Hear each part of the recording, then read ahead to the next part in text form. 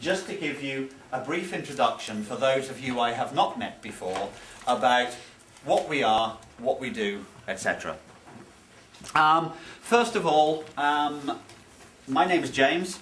Myself and my brother John started Severnvale in 1982 and have been running the school ever since.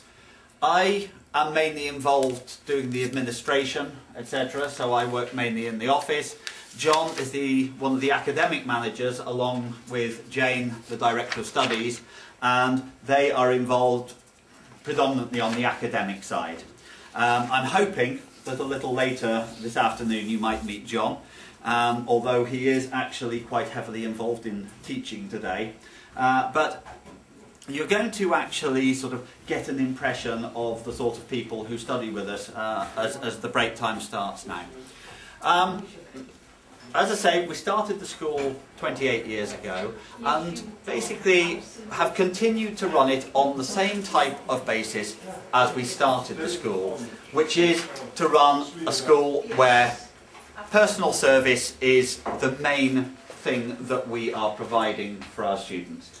We have to survive here mainly on what we provide for students, because our town, lovely though it is not particularly famous. And therefore we have to sort of build our reputation based on what we actually do here. Our age range for our adult centre here is from 21 years old upwards. The average age of our clients here at any one time is always between 30 and 35 years old. And we provide a mixture of general English, business English, and some one-to-one courses as well.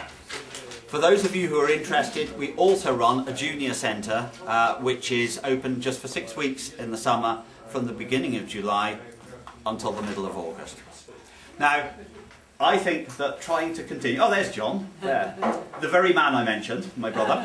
I think that trying to talk over the top of people ordering their teas and coffees is probably not going to be the best of ideas at any one time.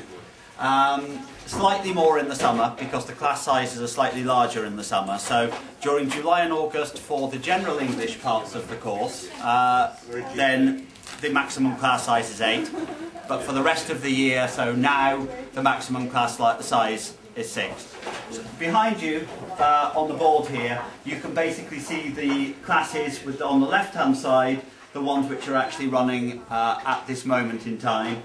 So we're running 7 levels at this moment in time, with a mixture, as you can see, from at the lower end, groups 1 and 2 there, groups of 3, and then sort of, as one might expect, slightly larger groups through intermediate level, and then sort of dropping to 4 people in the advanced class.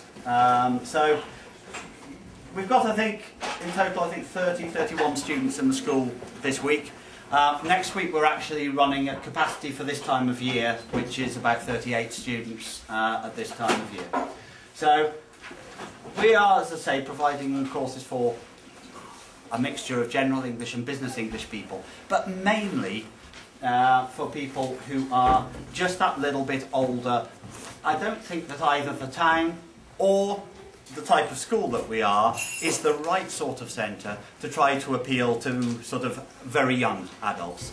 It's a centre which suits people who are serious about learning English, who really want to get completely immersed in the language, because as I mentioned up at the top of the hill, we are in this situation where, being the only language school in the town, basically at any one time, especially at this time of year, our students form the majority of the foreign adults who will be in the town.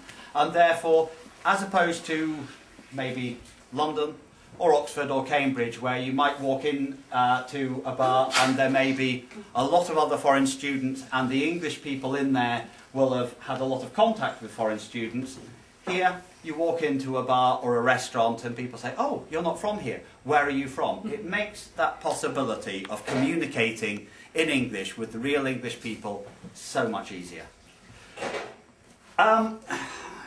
We are centred here, which is about 350 metres away from the town centre. This building has been the home of the school since 1996. and is, I suppose, the permanent home of Severnvale. This is our own building. The building is separated, as you will see shortly, onto 5 floors in total.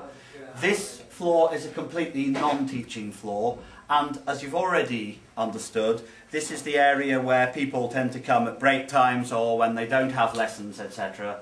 And it's also got the main teacher preparation area over here.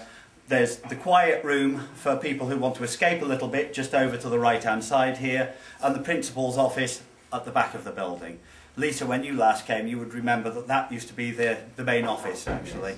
But that's now the sort of the quiet room, sort of done as like a gentleman's club sort of room. Yeah, with armchairs and stuff like that. Above here, we've got basically the sort of reference library area and 3 classrooms.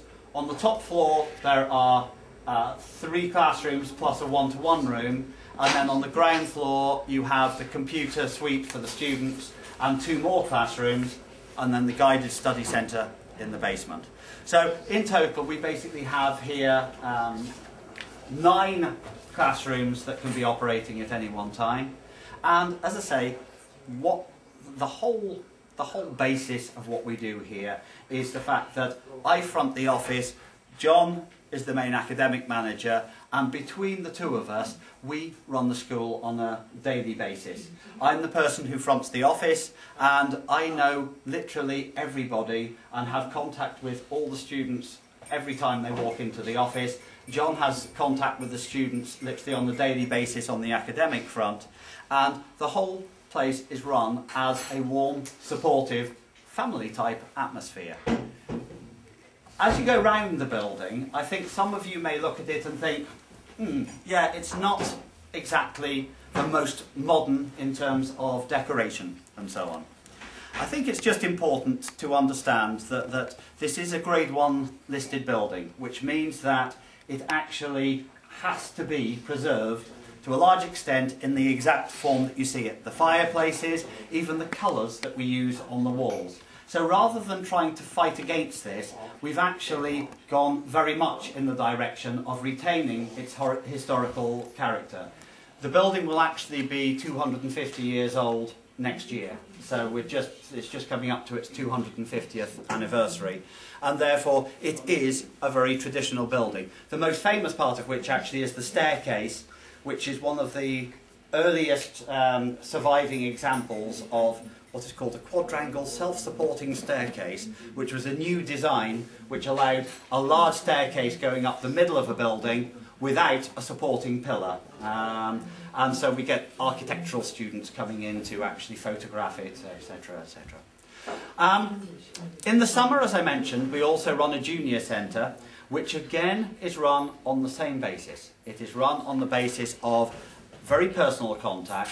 It's a little larger than here. Our maximum is 120 students, but all host family based, and once again, just as with the adult centre, myself